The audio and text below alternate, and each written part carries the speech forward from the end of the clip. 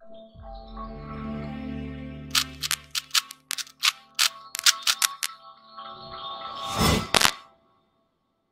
students, welcome to the GTU studies and the Mechanical Engineering department for the subject Computer Aided Manufacturing, and the chapter is ANSI CNC machine tools for the topic Automatically Programmed Tools. Short form is APT, language for the programming of CNC machines, and it is a part 2. We have completed part 1 in previous video lecture, જેમાં આપણે જોયું કે APT છે એ કઈ રીતે આખી language create થાય છે, કઈ રીતે ઇંગ્લિશ વર્ડ્સનો યુઝ કરે છે, અને ટોટલ 4 સ્ટેટમેન્ટની બનેલી છે, જેમાંનું ફર્સ્ટ સ્ટેટમેન્ટ જીઓમેટ્રિક સ્ટેટમેન્ટ્સ આપણે ડિટેલની અંદર એક્સપ્લેન કરેલું છે. ત્યાંથી આપણે સેકન્ડ સ્ટેટમેન્ટથી આ વિડીયોની અંદર આગળ વધીએ. તો સેકન્ડ સ્ટેટમેન્ટ હતું મોશન સ્ટેટમેન્ટ, જે મેં નામ તમને પ્રીવિયસ વિડીયોની અંદર બતાવેલા છે એ પ્રમાણે. મોશન સ્ટેટમેન્ટ્સ, તો સ્ટેટમેન્ટ છે મીન્સ કે એક પ્રકારનો કમાન્ડ છે જે તમારે સીએનસી મશીનને આપવાનો છે.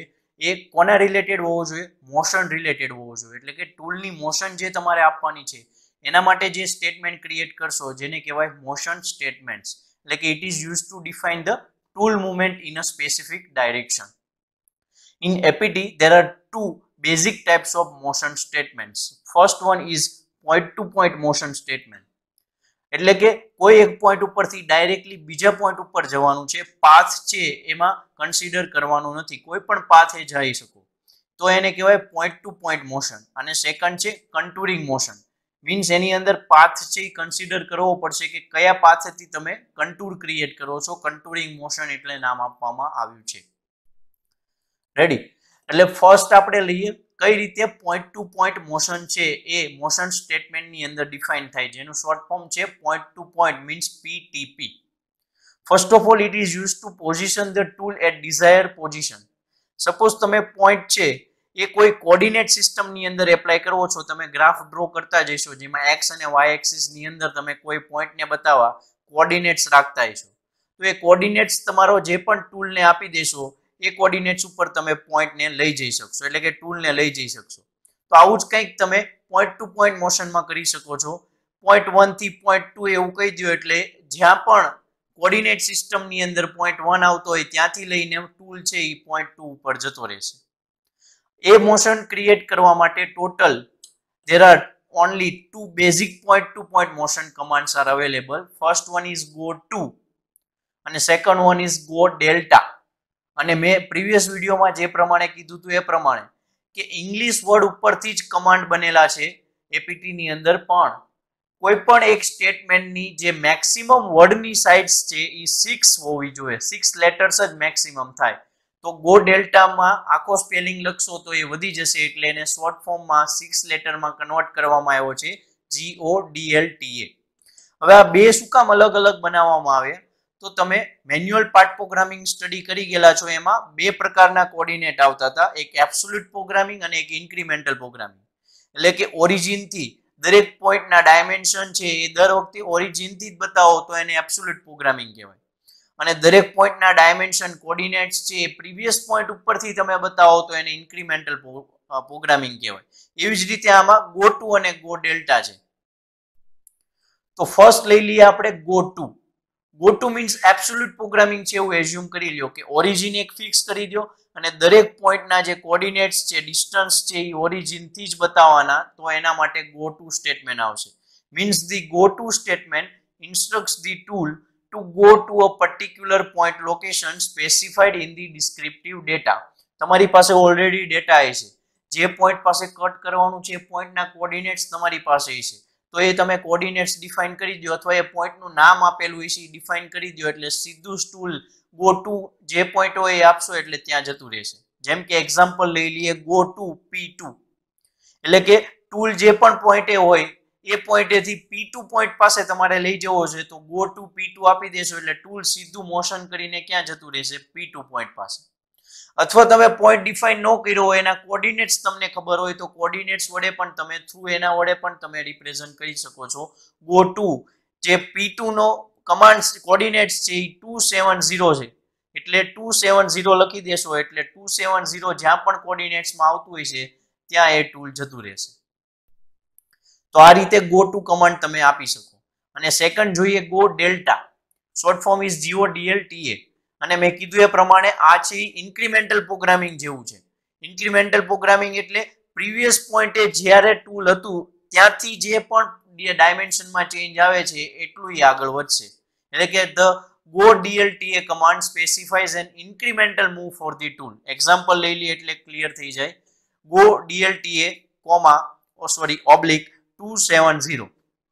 તો 270 એ કોઈ પોઈન્ટના કોઓર્ડિનેટ્સ નથી, યાદ રાખજો કે કોઈ પોઈન્ટે જવાનું છે પોઈન્ટના 270 કોઓર્ડિનેટ્સ નહીં હોય, પણ જે પોઈન્ટે અત્યારે છે ત્યાંથી એક્સ ડાયરેક્શનમાં 2 યુનિટ આગળ છે, વાય ડાયરેક્શનમાં 7 યુનિટ દૂર છે અને 0 એટલે કે ઝેડ ડાયરેક્શનમાં કોઈ પોઈન્ટ દૂર નથી જવાનું, એ જ કોઓર્ડિનેટ રાખવાના.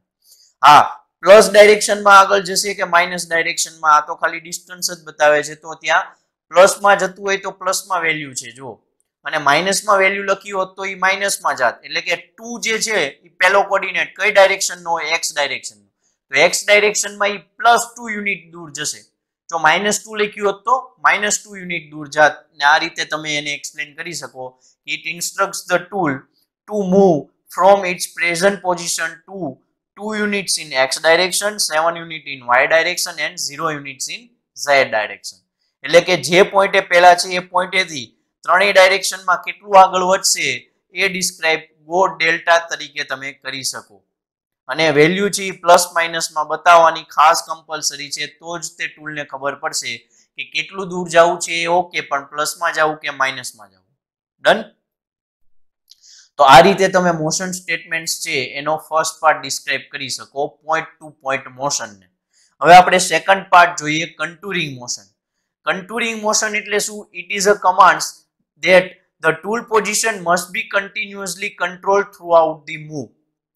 એક પોઈન્ટેથી બીજા પોઈન્ટે સીધું ટૂલ વયું જશે એનો કોઈ પ્રોબ્લેમ નથી, પણ પહેલા પોઈન્ટેથી બીજા પોઈન્ટે ટૂલ જાય એની વચ્ચે પણ ટૂલની જે મોશન છે એને કંટ્રોલ કરવી જોઈએ. અને જો એ કંટ્રોલ કન્ટિન્યુઅસલી થતું હોય છે તો એને કહેવાય કન્ટુરિંગ મોશન. જ્યારે PTP માં આપણે જોયું કે એક પોઈન્ટેથી બીજા પોઈન્ટે જાય એટલે ઇનફ, એમાં વચ્ચે કોઈ કંટ્રોલ કરવાની જરૂર નથી. So for contouring movements, the tool is directed along the intersecting surfaces. These surfaces have specific names in APT. એટલે કે contouring movements ને કંટ્રોલ કરવા માટે ટૂલની જે ડાયરેક્શન છે, જે મૂવમેન્ટ છે એ 3 સરફેસ વડે ડિફાઇન કરવામાં આવે છે. અને ત્રણેય સરફેસના નામ આપવામાં આવ્યા છે APT ની અંદર, જેમ કે ડ્રાઈવ સરફેસ, એટલે કે એક સરફેસને ડ્રાઈવ સરફેસ કહેશું, બીજી સરફેસને પાર્ટ સરફેસ કહેશું અને ત્રીજી સરફેસને ચેક સરફેસ કહેશું. આ વર્ડ ખૂબ ઇમ્પોર્ટન્ટ છે, ઘણીવાર યુઝ થાય છે એટલે સાંભળી લેજો. Drive surface, part surface and check surface શું છે હવે? તો સૌથી પહેલા તમને એક ઇમેજ બતાવી દો અને લેફ્ટ સાઈડ હું તમને એક્સપ્લેન કરતો જાઉં સાથે સાથે.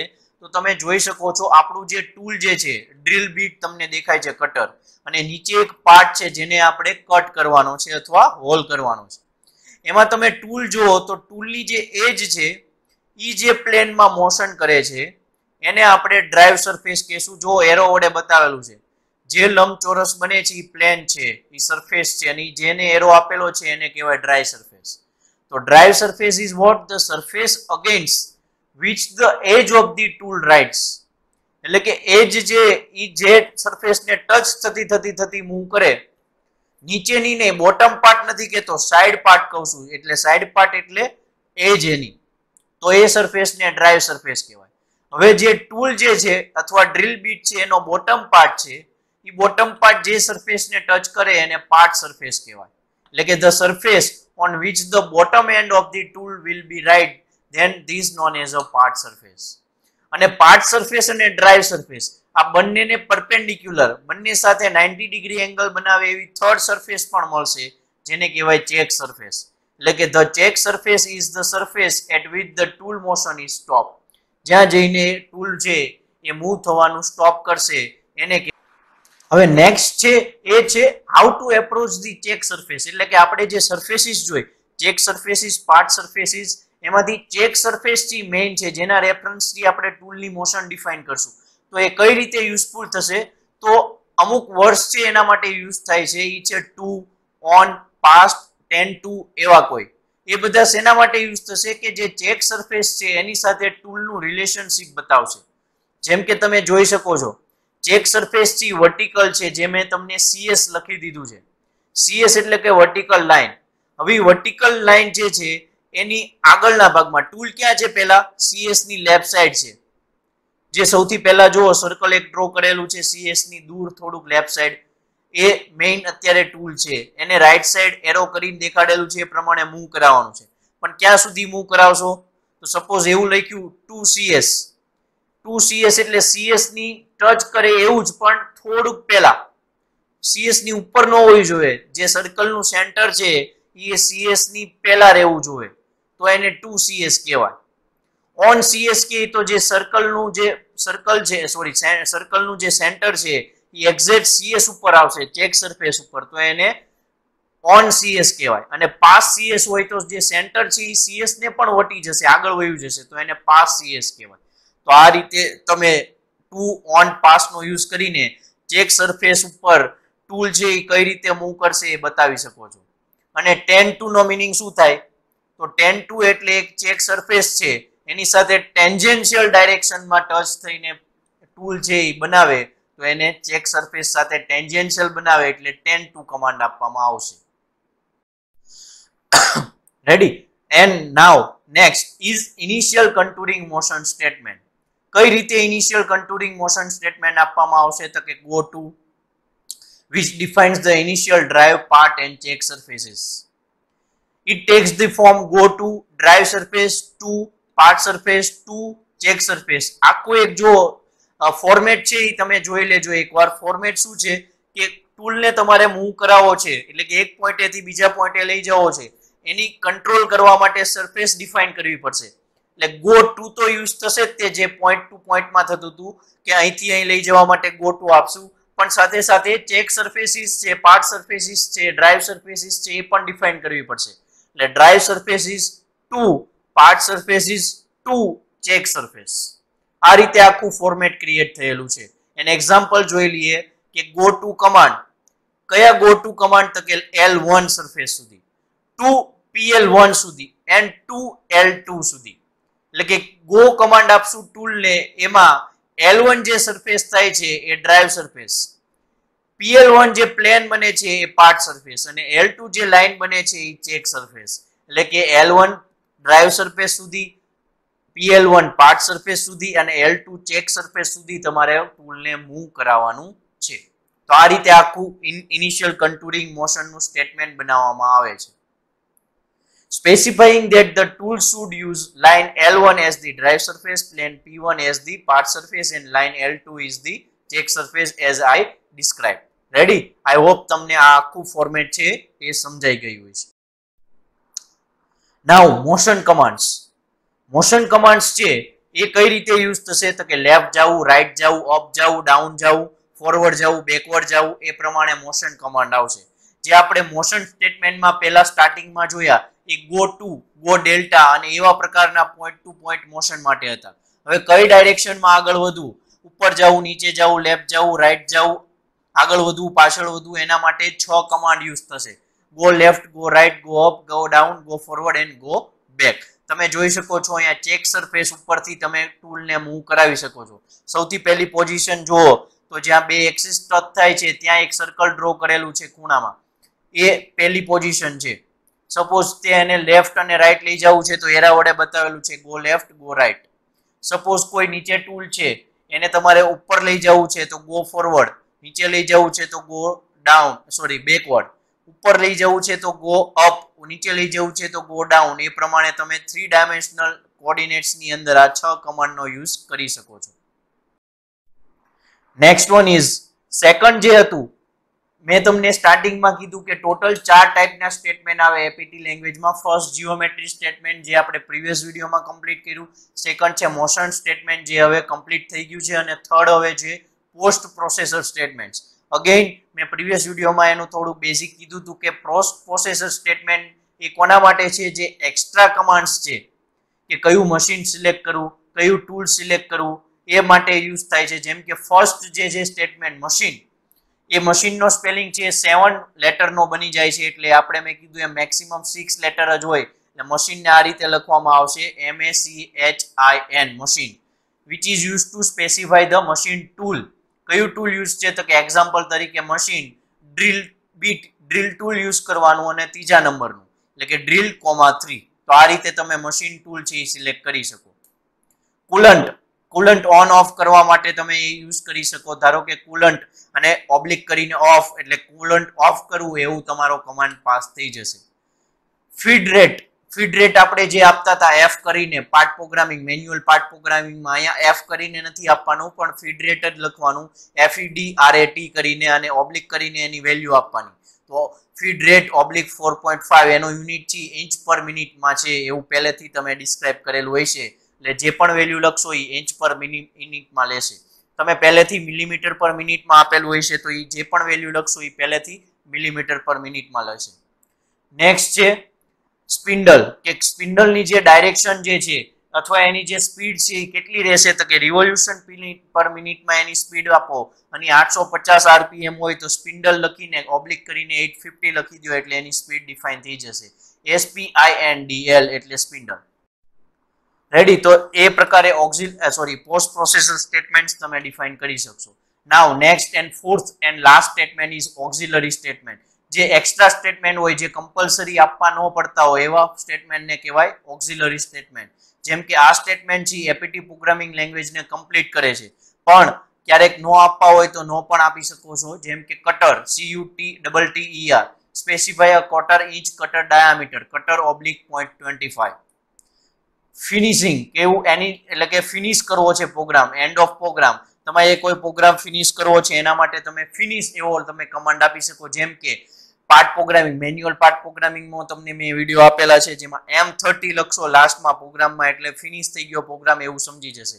અહીંયા G અને M કોડની જગ્યાએ ઇંગ્લિશ વર્ડ આવે છે જેમ કે FINE ફીની તો એનો મીનિંગ કે પ્રોગ્રામનો ત્યાં એન્ડ થશે.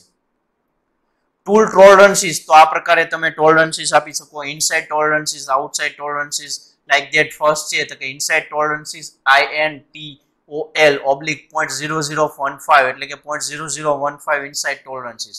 Outside tolerances OUTTOL oblique 0.001. તો આ પ્રકારે તમે કોઈ ઓક્ઝિલરી સ્ટેટમેન્ટનો પણ યુઝ કરી શકો છો. તો આ પ્રકારે બીજા 3 સ્ટેટમેન્ટ હતા motion statement post processor statement and auxiliary statement. એટલે first statement geometric statement first વિડીયોમાં કમ્પ્લીટ કર્યો પાર્ટ 1 માં. પછીના 3 સ્ટેટમેન્ટ આ વિડીયોમાં આપણે કમ્પ્લીટ કર્યા. તો આ પ્રકારે 4 સ્ટેટમેન્ટ વડે તમે આખું એપીટી લેંગ્વેજ છે એ પ્રમાણે પાર્ટ પ્રોગ્રામિંગ કન્સિડર લખી શકો છો. રેડી. તો આ હતી એપીટી લેંગ્વેજનો આપણો વિડીયો લેક્ચર. આ રીતે તમને કોઈ થિયરી પૂછાય એપીટી લેંગ્વેજની કે સ્ટેટમેન્ટ ડિસ્ક્રાઇબ કરો 4 સ્ટેટમેન્ટ વિશે થોડું ઘણું ડિસ્ક્રાઇબ કરો તો થોડું બધાનું લખવાનું. કોઈ પ્રોપરલી કોઈ સ્ટેટમેન્ટ પૂછાય તો એમાં પહેલો કા બીજો તમને ડિટેલમાં પૂછી શકે કારણ કે ત્રીજો અને ચોથામાં કોઈ ડિટેલમાં આવતું નથી. તો આ પ્રકારે જેટલા પણ માર્કના વેઇટેજ પ્રમાણે તમારે એક્સપ્લેન કરીને આપવું જેથી કરીને ફૂલ માર્ક્સ મળી જાય. તો આઈ હોપ તમને વિડીયો સમજાણો હશે તો વિડીયોને લાઇક કરો શેર કરો એન્ડ સબસ્ક્રાઇબ કરો GTU સ્ટડીઝ ચેનલ.